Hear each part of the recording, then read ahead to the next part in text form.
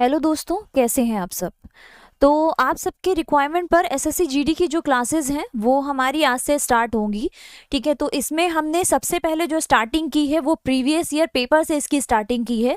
तो सब हमको जानने की ये ज़रूरत है कि एसएससी जीडी जो है इसने अब तक जो प्रीवियस ईयर में क्वेश्चंस निकाले हैं, ठीक है, या जो क्वेश्चंस आ चुके हैं तो वो कहाँ किस हद तक, ठीक है, इन्होंने कितना डीपली जीएस पूछा है या कितना डीपली हिंदी पूछा है। ठीक है, तो आज जो हमारी एग्जाम की स्ट्रैटेजी है वो ये है कि सबसे पहले हम लेकर चलेंगे आज हिंदी और जीएस। ठीक है, हिंदी और जीएस लेके चलेंगे और इसके बारे में हम पहले पूरा अच्छे से जानेंगे कि हिंदी जीएस में कहाँ कहाँ से क्वेश्चन उठाए गए हैं और कितना पोर्शन जो है हमें कवर करके चलना है। ठीक है, रही बात मैथ और रीजनिंग की, तो अगली स्ट्रैटेजी में जो है आपको मैथ और रीजनिंग के बारे में, ठीक है, उसके बारे में पूरी तरह से बताया जाएगा और आपको प्रीवियस ईयर क्वेश्चन के साथ जो है आपकी प्रिपरेशन कराई जाएगी। तो एसएससी जीडी में जो हम पहले स्टार्ट कर रहे हैं वो हमने बताया जैसा कि हिंदी और जीएस से स्टार्ट करेंगे और जानेंगे कि किस तरह से आयोग ने जो है क्वेश्चन जो है इसमें पुट किए हैं। ठीक है,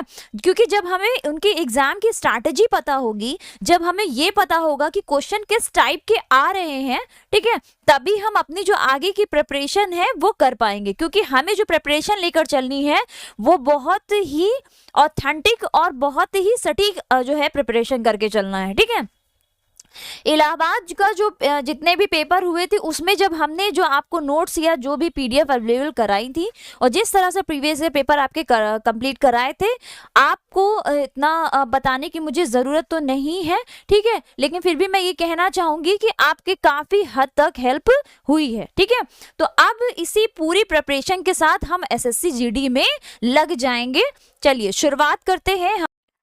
तो हम शुरू करेंगे क्वेश्चन नंबर 1 से, जो कि यहाँ पे पूछा गया है। जीएस से स्टार्ट करेंगे। ठीक है, तो कालिदास रचित नाटक इनका कौन सा था? अभिज्ञान शाकुंतलम। ठीक है, तो इसमें शकुंतला और डैश राजा की प्रेम कथा है। तो शकुंतला और किस राजा की प्रेम कथा है अभिज्ञान शाकुंतलम के अंतर्गत? तो इसका उत्तर हो जाएगा ऑप्शन नंबर सी जो है दुष्यंत। जो है दुष्यंत की इसमें दुष्यंत की और शकुंतला की जो है विवाह विरह और पुनर्मिलन की जो है एक सुंदर कहानी का वर्णन इसके अंतर्गत किया गया है। ठीक है, अगले क्वेश्चन की तरफ पढ़ते हैं। तो चाय और कॉफी, ठीक है, चाय और कॉफी किस मिट्टी में उगाई जाती है? तो पूछा गया है। ऑप्शन हमारे सामने लेटराइट, जलोढ़, शुष्क या काली। तो इसका उत्तर हो जाएगा ऑप्शन नंबर ए लेटराइट। ठीक है, लेटराइट मिट्टी के में जो है चाय और कॉफी जो है उगाई जाती है। और इसमें जो कॉफी है, ठीक है, कॉफी के अच्छे उत्पादन के लिए, ठीक है, कार्बनिक पदार्थों से युक्त दोमट मिट्टी जो है इसमें सबसे अच्छी इसकी फसल होती है। ठीक है, इसके अलावा जो ज्वालामुखी से निकलती है मिट्टी, ठीक है, ज्वालामुखी से निकला लावा, जो लावा है, लावा मिट्टी जो होती है, ठीक है, वो भी इसके लिए उपयुक्त मानी जाती है। अच्छा, जो चाय और कॉफी है इसको शुष्क और आर्द्र मौसम में, ठीक है, कम शुष्क और आर्द्र मौसम में इसको जो है उगाया जाता है। और इसके अलावा अगर हम बात करें कि अच्छी फसल जो है छायादार जगह पर जो है उगाए जाते हैं। ठीक है, कहाँ पर? छायादार जगह पर। ठीक है, तो इस तरह से ये क्वेश्चंस जो हैं ज्योग्राफी से क्वेश्चंस लिए गए हैं। ठीक है, ऊन उद्योग में छटाई करता कभी कभी डैश नामक जीवाणु से संक्रमित हो जाते हैं, जिसके कारण क्या हो जाता है? सॉर्टर डिजीज हो जाता है इनको।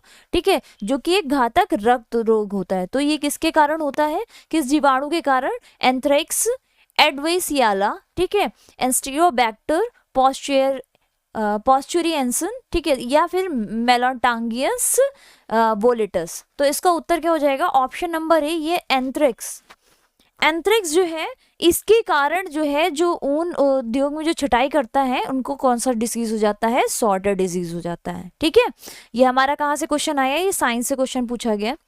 अगला क्वेश्चन है कि निम्न में से किस राज्य ने 1 दिसंबर 2022 को अरुणोदय योजना का जो है शुभारंभ किया था? तो इसका उत्तर हो जाएगा ऑप्शन नंबर सी। देखिए, करंट से क्वेश्चन जो पूछे गए हैं हम आपको यहाँ प्रीवियस ईयर के अंतर्गत बता रहे हैं कि कौन से क्वेश्चन जो हैं पूछे गए हैं। ठीक है, तो अरुणोदय योजना जो है ये किसकी है, ये असम सरकार द्वारा ये जो है अरुणोदय योजना जो है ये चलाई गई थी, और ये सबसे बड़ी प्रत्यक्ष लाभ अंतरण योजना है। ठीक है, प्रत्यक्ष जो है लाभ अंतरण योजना है। अगर हम और बात करें इसके बारे में, तो ये महिला को सशक्त बनाने और आर्थिक रूप से जो कमजोर परिवार है उनको जो है वित्तीय सहायता, ठीक है, महिला प्लस जो आर्थिक रूप से कमजोर परिवार है, ठीक है, उनको वित्तीय सहायता देने के लिए, ठीक है, इस योजना का जो है शुभारंभ किया गया था। कब किया गया था? 1 दिसंबर 2020 को शुरू किया गया था, और असम सरकार के द्वारा। अगला क्वेश्चन है कि अक्टूबर 2020 में एक अंतर्राष्ट्रीय निर्णायक मंडल द्वारा कितने भारतीय समुद्र तटों को प्रतिष्ठित ब्लू फ्लैग जो है सर्टिफिकेशन जो है इससे सम्मानित किया गया था? तो ये बात की जा रही 2020 की। तो उस टाइम पे अगर बात करें तो ये 8, ठीक है, 8 समुद्री तटों को जो है ये ब्लू फ्लैग सर्टिफिकेशन जो है ये दिया गया था। जो प्रेजेंट में यानी कि वर्तमान में अगर हम बात करें तो ये टोटल कितने हैं? ये 12 है। ठीक है, 12 जो समुद्र तट है जिनको ये ब्लू फ्लैग सर्टिफिकेशन जो है भारत के, इनको यहाँ पे प्राप्त है। ठीक है, अब ये गोल्डन, जिसमें से गोल्डन उड़ीसा और ये अंडमान निकोबार, ठीक है, इस हिसाब से, और चेन्नई के कुछ तट जो हैं इसमें शामिल किए गए थे। ठीक है, ये एक इको लेवल जो है सर्टिफिकेशन है जो दुनिया भर के तटीय स्थानों को क्या करता है? पर्यावरण सम्मान, ठीक है, पर्यावरण सम्मान के बैच के रूप में जो है इसको दिया जाता है। अगला क्वेश्चन है कि केंद्रीय बजट 2020-21 के दौरान बच्चों और गर्भवती महिलाओं के पोषण के लिए इनमें से किस जो कार्यक्रम का शुभारंभ जो है किया गया था? ठीक है, तो हमें यहाँ से ये भी पता चल रहा है कि जो केंद्रीय बजट से जो क्वेश्चन है, ठीक है, वो भी आने की संभावना है। इसके अलावा जो योजना है वहां से क्वेश्चन आएंगे। देखिए कहाँ से क्वेश्चन हमें कवर करने हैं ये हमें प्रीवियस ईयर के दौरान ही पता हो पाता है। ठीक है, तो इसका उत्तर हो जाएगा ऑप्शन नंबर ए, पोषण अभियान। ठीक है, पोषण अभियान जो है ये खराब क्रियान्वयन के बावजूद जो है पोषण अभियान 2.0 जो है इसकी घोषणा की गई थी, और ये जो है सक्षम आंगनवाड़ी और जो पोषण 2.0 है इनको एक छत के नीचे क्या किया गया था? अंगीकृत किया गया था। अगले क्वेश्चन की बात करें तो औरंगजेब ने एक लंबी लड़ाई, ठीक है, यहाँ पे एक डैश है कि एक लंबी लड़ाई लड़ते हुए अपने साम्राज्य के सैन्य और वित्तीय संसाधनों को अधिकांशतः खर्च किया गया था। तो ये आ गया हमारा मिडियल हिस्ट्री से। ठीक है, तो औरंगजेब की अगर हम बात करें तो औरंगजेब ने जो अपना धन है, ठीक है, वो जो वित्तीय संसाधन है वो उसका सबसे ज्यादा जो खर्च है वो कहाँ किया था? वो दक्कन में किया था। ठीक है, कहाँ किया था? दक्कन में किया था इसे। ठीक है, तो चलिए अगले क्वेश्चन की तरफ बढ़ते हैं कि नवंबर 2020 में पूर्वोत्तर भारत के इनमें से किसे हॉकी इंडिया के प्रथम अध्यक्ष, यहाँ देखिए पूछा गया प्रथम ये अध्यक्ष, यानी कि करंट अफेयर में आपको वो पोर्शन जरूर लेकर चलना है जो कि इससे पहले ना हुआ हो। ठीक है, पहली बार कोई चीज हुई हो, ठीक है, या पहला कोई रिकॉर्ड बना हो, ठीक है, उसके अंतर वो क्वेश्चंस पे आपको ध्यान देते हुए चलना होगा। तो इनमें से किसे हॉकी के प्रथम अध्यक्ष के रूप में पूछा है, क्योंकि ये पूर्वोत्तर भारत के हैं। ठीक है, इस वजह से ये क्वेश्चन महत्वपूर्ण जो है बन गया था। तो उत्तर हो जाएगा इसमें ज्ञानेंद्रो निगोवस, यानी ऑप्शन नंबर डी, ज्ञानेंद्रो निगोवस जो है, ठीक है, ये प्रथम अध्यक्ष के रूप में जो है हॉकी इंडिया के चुने गए थे। ठीक है, अगला क्वेश्चन है कि हजारद्वारी महल जो है वो कहाँ स्थित है? तो हजारद्वारी महल की अगर हम बात करें तो ये मुर्शिदाबाद, ठीक है, ये कहाँ पर स्थित है? मुर्शिदाबाद में, ये निजामात के परिसर में जो है ये स्थित है। कहाँ पर? निजामात परिसर। ठीक है, निजामात परिसर के अंतर्गत जो है ये स्थित है। इसका निर्माण कब हुआ था? तो इसका निर्माण की अगर हम बात करें तो ये 19वीं शताब्दी में इसका निर्माण किया गया था। ठीक है, और इसमें बंगाल, बिहार और उड़ीसा, ठीक है, उड़ीसा के जो नवाब थे कौन थे? हुमायूं जेह। ठीक है, हुमायूं जेह के शासनकाल के दौरान जो वास्तुकार थे, इनके शासनकाल के दौरान जो वास्तुकार थे, वास्तुकार कौन थे? Duncan McLeod. ठीक है, डंकन मैकलॉड जो थे इनके द्वारा, ठीक है, ये हजारद्वारी जो महल है ये इसका डिजाइन तैयार किया गया था। इलाहाबाद के पास डैश में एक परिष्कृत जल संचयन प्रणाली है जो प्राचीन काल में भी गंगा नदी के बाढ़ के पानी को नहर द्वारा निकाल देती थी। तो यहाँ अगर हम बात करें, ठीक है, तो वो उत्तर हो जाएगा श्रृंगवेरपुर, यानी कि ऑप्शन नंबर डी। जो श्रृंगवेरपुर है, ठीक है, जो कि इलाहाबाद के पास में है, ठीक है, ये पहली शताब्दी में, ठीक है, पहली शताब्दी में जल संचयन प्रणाली जो है इस पहली शताब्दी में इसको बनाया गया था, ठीक है, इसको पहली शताब्दी में बनाया गया था। और ये जो है कि हाइड्रोलिक इंजीनियरिंग का जो है कि असाधारण उदाहरण जो है इसको माना जाता है, ठीक है। और चंद्रगुप्त मौर्य जो है, चंद्रगुप्त मौर्य, ठीक है, मौर्य वंश के संस्थापक चंद्रगुप्त मौर्य जो थे, इनके दौरान पूरे राज्य में बड़े पैमाने पर जो है बाढ़, ठीक है, और सिंचाई प्रणाली और कटाई प्रणाली का जो है निर्माण भी कराया गया था, ठीक है। तो उत्तर क्या हो जाएगा, ऑप्शन नंबर डी इसका उत्तर हो जाएगा।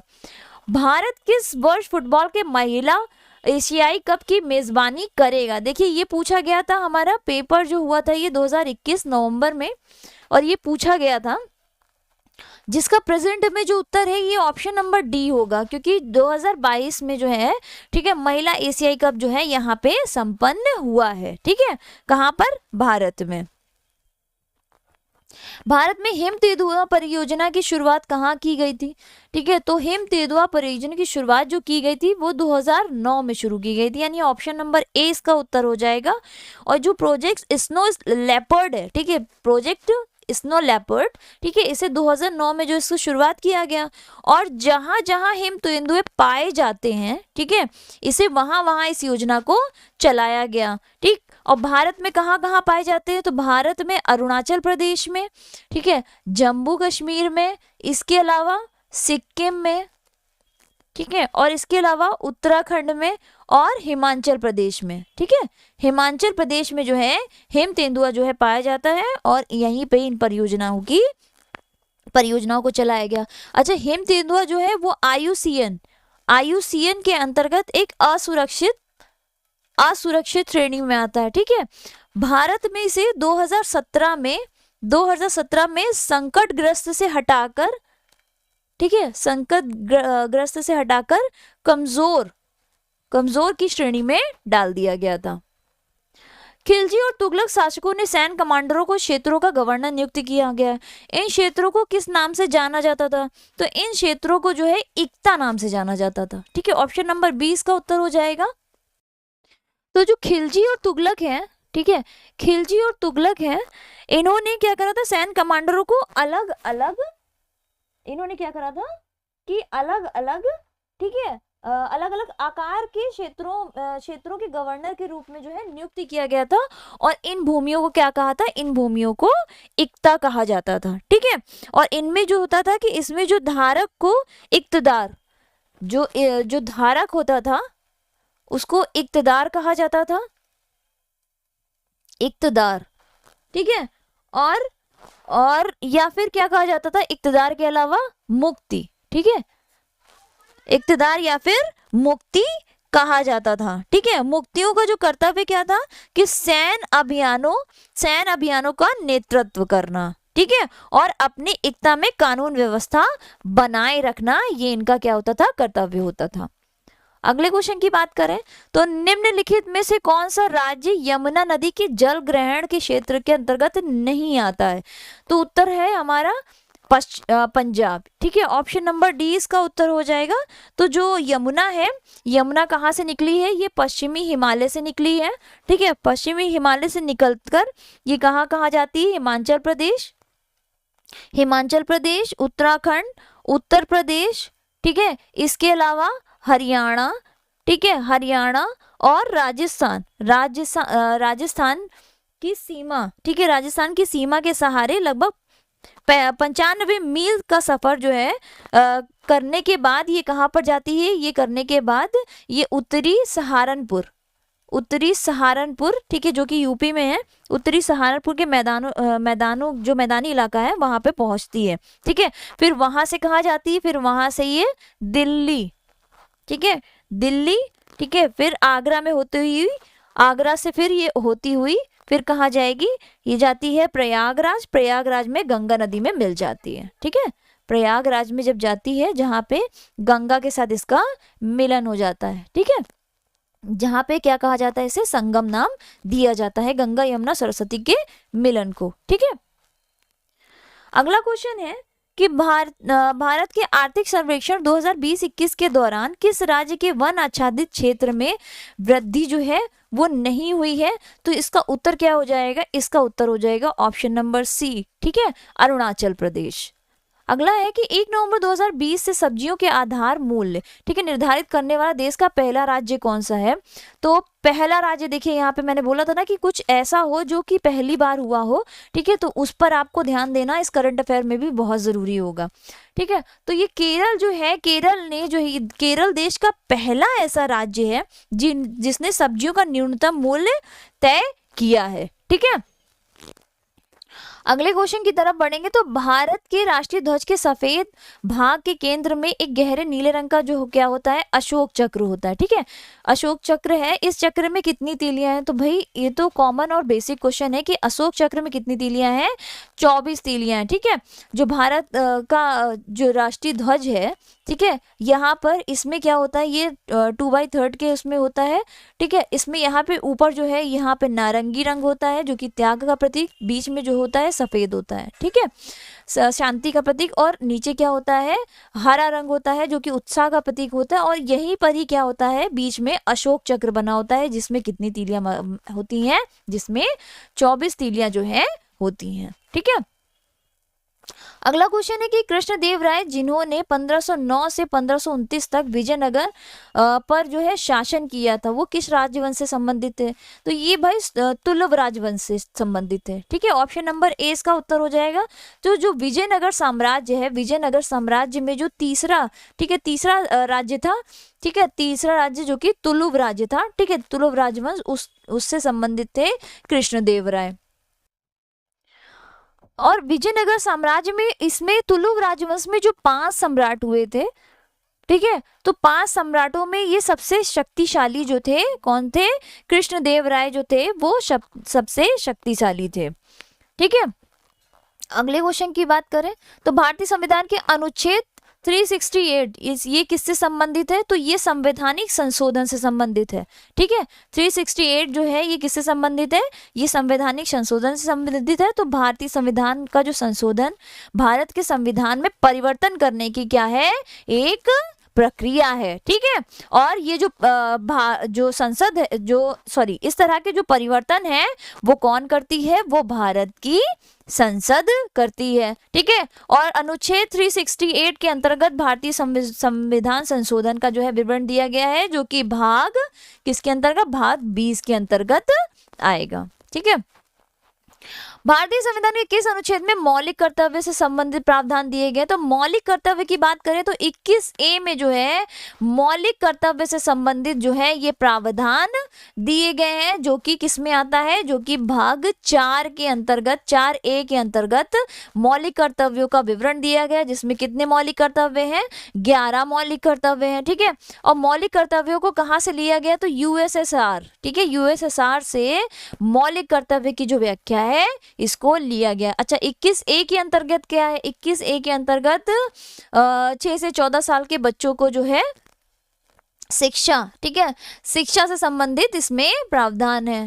ठीक, चलिए अगले क्वेश्चन की तरफ बढ़ते हैं। तो निम्नलिखित में से कौन सा मोती का प्राथमिक घटक है, इसे पूछा गया है। तो जो मोती का जो प्राथमिक घटक है वो कैल्शियम कार्बोनेट है। ठीक है, ऑप्शन नंबर सी उत्तर हो जाएगा, कैल्शियम कार्बोनेट और मैग्नीशियम कार्बोनेट जो है ये मोती का प्राथमिक घटक है। ठीक, अगला क्वेश्चन है कि जब द पुस्तक the third pillar how markets and the state leave the community, ठीक है, बिहाइंड के लेखक इनमें से कौन है? तो इसमें जो है ये रघुराम राजन, जिन्हें भारत का जेम्स बॉन्ड भी कहा जाता है। ठीक है, 2019 में इन्होंने ये बुक जो है, इनके द्वारा इनकी जो बुक थी ये लॉन्च हुई थी। जून जून 2021 में आर्थिक मामलों में कैबिनेट समिति द्वारा घोषित किए गए विपणन अवधि 2020-21 के लिए, ठीक है, डैश के मामले किसानों को उनकी उत्पादन लागत पर मिलने वाला अपेक्षित रिटर्न या अन्य अनिवार्य खरीफ फसलों की तुलना में अधिकतम 85% रहने का अनुमान है। ठीक है, तो इसका उत्तर क्या हो जाएगा? इसका उत्तर हो जाएगा ऑप्शन नंबर सी, यानी कि बाजरा। भाई देखिए क्वेश्चन कहाँ से, कृषि से आपको क्वेश्चन जो है कंप्लीट करने हैं, बजट आपको लेकर चलना है, करंट भी बहुत हद तक लेकर चलना है। ठीक है, इसके अलावा हिस्ट्री, ज्योग्राफी, ठीक है, ये जो है ये प्रीवियस ईयर में जो क्वेश्चंस हैं, ठीक है, और पॉलिटी, ये क्वेश्चंस जो है प्रीवियस ईयर में जो हमें 2021 का जो जीडी का पेपर हुआ था वहां पे हमें ये देखने को मिल रहा है। ठीक है, तो ये हमारा प्रीवियस ईयर कराने का मकसद ये था कि आपके दिमाग में ये चीजें क्लिक करें कि प्रीवियस ईयर में क्वेश्चंस हमें किस तरह से आएंगे और किस तरह से अब हमें आगे जो है जीएस का लेवल टच करना है, जो हमें आगे को जीएस का जो लेवल है जो है ना, इसको हमें कितना और किस हद तक टच करना है। तो ये जितनी भी तैयारी है, ठीक है, ये हम जो है आपकी करवाएंगे। अगले क्वेश्चन है कि निम्नलिखित में से कौन सा समाचार पत्र राजा राम मोहन राय द्वारा जो शुरू किया गया था? तो राजा राम मोहन राय, ठीक है, इन जो सती प्रथा जिन्होंने समाप्त करवाया था, ठीक है, ये इनके द्वारा जो समाचार पत्र जो निकलवाया गया था वो कौन सा था? ये था संवाद कौमुदनी। ठीक है, संवाद कौमुदनी। इसके अलावा और कौन से पत्र? मिराज उल अखबार। ठीक है, मिराज उल अखबार।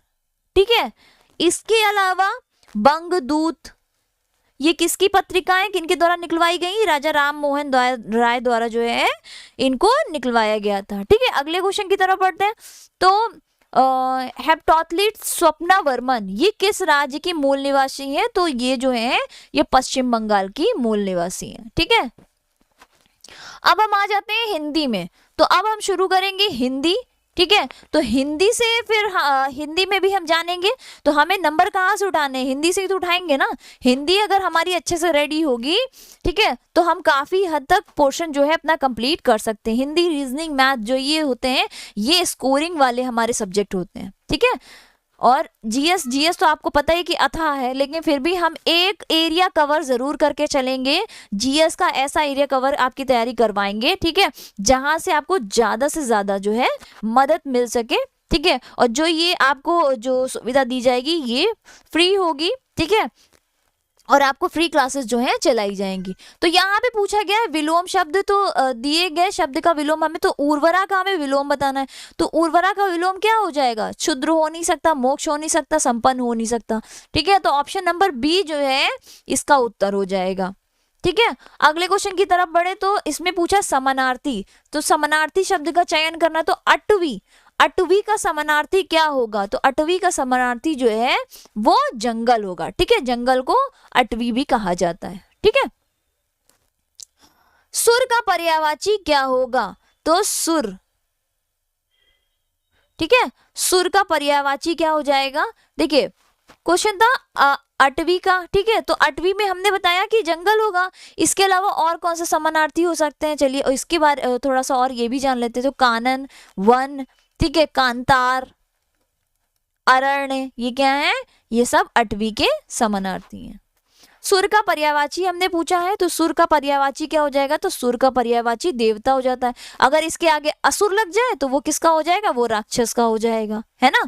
किसका हो जाएगा? वो राक्षस हो जाएगा। यहाँ पे हमसे सुर का पूछा है, तो सुर का पर्यायवाची ऑप्शन नंबर ए देवता।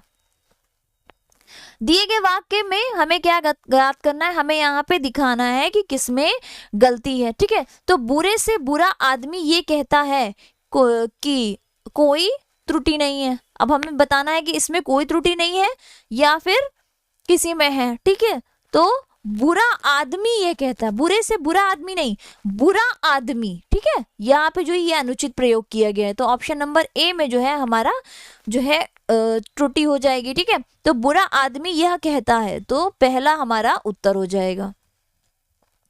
लड़का बीमार है। ठीक है, लड़का बीमार है।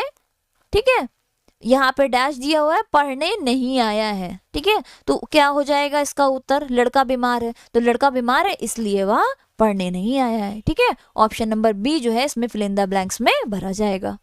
अगला है कि आपसी मनमुटाव को सामने आमने बैठकर बातचीत दूर करें। तो हमें इसमें त्रुटि बतानी है कि कहाँ पर इसमें त्रुटि है, ठीक है। तो आपसी मनमुटाव को आमने सामने बैठकर, नहीं सामने आमने नहीं होता है, आमने सामने बैठकर, है ना, आमने सामने बैठकर जो है इसमें क्या करें, बातचीत करें, उसे दूर करें। यहाँ पे हमें क्या बताया गया है, यहाँ पे हमें देखना है, ठीक है, कि रेखांकित खंड को प्रतिस्थापित करने के लिए सर्वाधिक उपयुक्त विकल्प चयन करें। तो हमें उसको क्या करना है, चेंज करना है। यदि इसे प्रतिस्थापित करने की आवश्यकता नहीं है तो फिर क्या करेंगे, ठीक है, तो विकल्प किसी बदलाव की आवश्यकता नहीं का चयन करेंगे, ठीक है, यानी कि ऑप्शन नंबर है हमारे ही मनोरंजन करते हैं, हमारे यहाँ पे होगी त्रुटि इसमें, ठीक है, यहाँ पे त्रुटि होगी तो ऑप्शन ए कट गया, ठीक है। तो हमारे की जगह क्या हो जाएगा, हमारे की जगह हो जाएगा हमारा, है ना, हमारा ही, हमारा मनोरंजन ही करते हैं, तो हमारे ये भी कट गया, पहला ऑप्शन पहले कट गया था, ये भी कट गया क्योंकि इन दोनों में भी हमारे यूज हुआ है, ठीक है। हमें क्या चाहिए, हमें इसमें इंप्रूवमेंट करना है, तो यहाँ पे क्या होगा, हमारा होगा, ऑप्शन नंबर डी इसका उत्तर हो जाएगा, ठीक है। दिए गए वाक्यांश के लिए एक शब्द का चयन करें। तो विस्थापित लोगों को पुनः बसाना, तो विस्थापित लोगों को पुनः बसाना जो होता है, ठीक है, वो क्या होगा, पुनर्वास, है ना, वो क्या होगा, उसको क्या कहेंगे एक शब्द में, पुनर्वास, यानी कि ऑप्शन नंबर बी जो है इसका उत्तर हो जाएगा। अगला क्वेश्चन है कि दिए गए वाक्य में किस भाग में त्रुटि है। तो यहाँ पूछा है कि भारत में अनेक प्रादेशिक भाषाएं हैं, ठीक है, तो प्रादेशिक होगा कि प्रादेशिक होगा, ठीक है, प्रादेशिक ना होके यहाँ क्या होगा, प्रादेशिक भाषाएं हैं, है ना, तो ये गलत लिखा हुआ है, यानी ऑप्शन नंबर डी जो है ये हमारा उत्तर हो जाएगा, ठीक है, कोई डाउट। चलिए, दिए गए शब्द का हमें विलोम बताना है। तो क्रूर, क्रूर, ठीक है, क्रूर का विलोम क्या हो जाएगा, क्रूर का विलोम हो जाएगा दयालु। सुर का क्या हो जाए, असुर का सुर हो जाएगा, है ना, असुर का क्या हो जाएगा, असुर हो जाए, सॉरी, सुर का क्या हो जाएगा, असुर हो जाएगा। अगले क्वेश्चन की तरफ बढ़ेंगे। तो पहाड़ टूटना, हिंदी जो है हम आपको डिटेल में कराएंगे, ठीक है, हिंदी जो है आपको डिटेल में कराई जाएगी विद ऑप्शन के साथ। इसके अलावा इलाहाबाद हाई कोर्ट में हमने जो हिंदी करवाई है, आप वहां से भी देख सकते हैं कि किस हद तक, ठीक है, पेपर में जो है मतलब क्वेश्चंस जो है एजिटिव जैसे मैंने प्रैक्टिस करवाए थे वैसे के वैसे ही आए हैं, तो यहाँ से आपको बहुत हेल्प मिलेगी, ठीक है। पहाड़ टूटना, पहाड़ टूटना के लिए जो ये मुहावरा है इसका सही अर्थ क्या होगा, भारी विपत्ति आना, या विपत्ति समय कोई साथ ना देना, या खूब लाभ होना, या पहाड़ टूट कर गिरना। तो ये पहाड़ टूटना होता है भारी विपत्ति आनी, यानी कि ऑप्शन नंबर ए जो है इसका उत्तर हो जाएगा, ठीक है। बारात का डैश किया, तो रिक्त स्थान में हमें जानना है कि इसमें क्या भरा गया है कि बारात का किया, तो बारात का क्या किया जाता है, स्वागत किया जाता है, ठीक है ना, ऑप्शन नंबर डी इसका उत्तर हो जाएगा। निम्नलिखित प्रश्न में 4 विकल्पों में से उस विकल्प को चुने जो कि मुहावरे का सही अर्थ है। हाथ मलना, ठीक है, हाथ मलना इसका क्या हो जाएगा, यानी कि पछताना। हाथ मलना मतलब कि जब कोई चीज हाथ से निकल जाना, ठीक है, और उसको सही समय पे हम जो है हम ना प्राप्त कर पाए, ठीक है, उसको क्या कहते हैं, पछताना, ठीक है, हाथ मलना।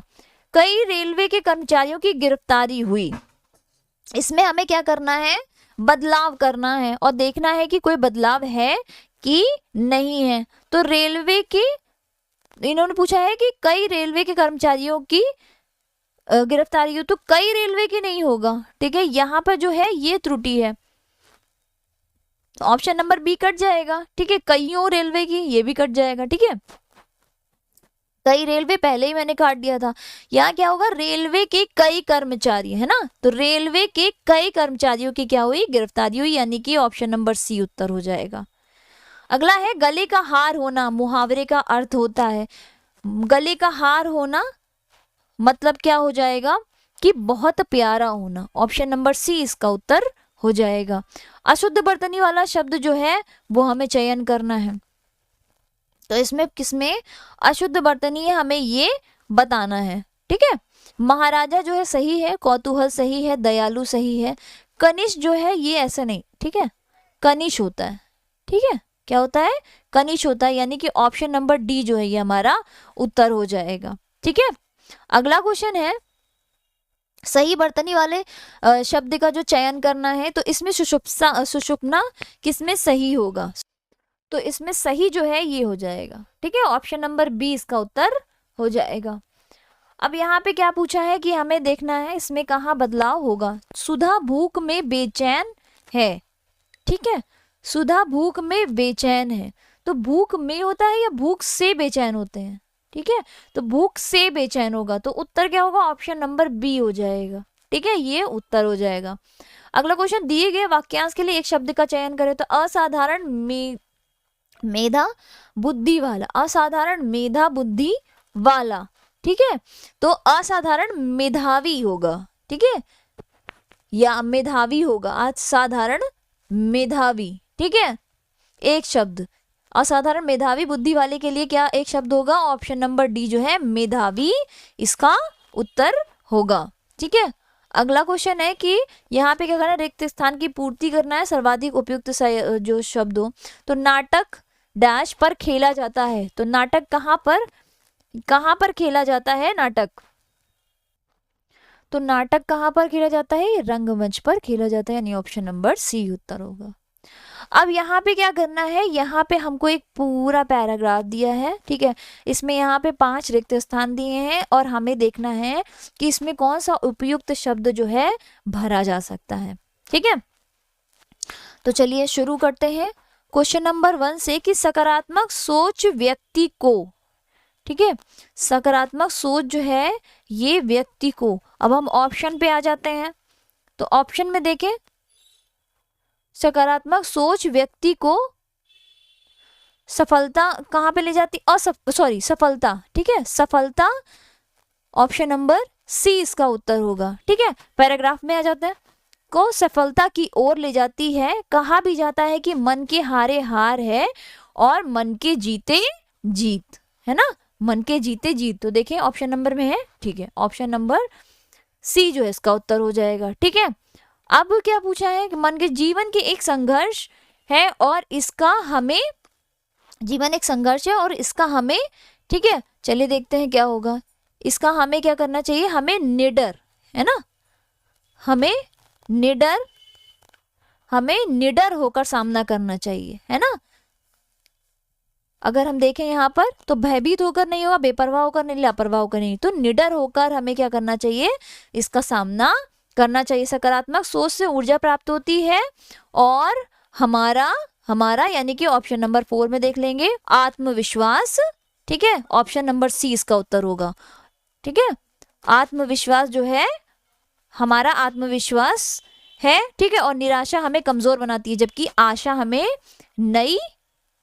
हमें क्या करती है, नई राह, ठीक है, आशा हमें नई राह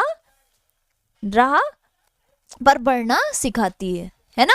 तो इस तरह से ये हमारा क्या कंप्लीट हो गया, इस तरह से ये हमारा कंप्लीट हो गया पैराग्राफ, ठीक है।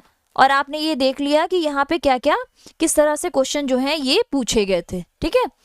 तो ये हमारा हिंदी का पोर्शन था, ठीक है। तो हिंदी और जीएस जो है ये आपको तैयार करवाई जाएगी। जो प्रीवियस ईयर में जो क्वेश्चन पूछे गए हैं वो आपको यहाँ पर ये बताए गए हैं कि क्वेश्चन हमारा जो है किस तरह से डिज़ाइन किया गया है, ठीक है। तो उसी के अकॉर्डिंग जो है पढ़ाई हम लेकर चलेंगे और जीडी की फुल तैयारी करेंगे ताकि आपको अच्छे से तैयारी करवा सके, ठीक है। जो दोस्त मेरे जिन्होंने इलाहाबाद हाईकोर्ट में जो किया था, ठीक है, अच्छा परफॉर्म किया है और अब जो एसएससी जीडी की तरफ बढ़ रहे हैं, ठीक है, उनको भी पूरी तरह से अच्छी तैयारी करवाई जाएगी, ठीक है, जिसमें आपको पीडीएफ नोट्स भी अवेलेबल करवाए जाएंगे, ठीक है। तो चलिए मिलते हैं हम अगली क्लास में, ठीक है। अब हम मैथ और रीजनिंग की जो है ये भी आपको जो है प्रीवियस ईयर का जो पेपर है वो करवाया जाएगा। तो पहले आपकी जो सीरीज़ है वो प्रीवियस ईयर की स्टार्ट की गई है, तो पहले आपकी प्रीवियस ईयर सीरीज़ कंप्लीट कराई जाएगी। इसके बाद फटाफट से आपको पढ़ाने के साथ साथ आपको प्रैक्टिस करवाई जाएगी, नोट्स दिए जाएंगे, ठीक है, ताकि आप फुल स्टडी जो है एक ही जगह पर कर पाओ। सो थैंक यू क्लास, मिलते हैं अगली क्लास में।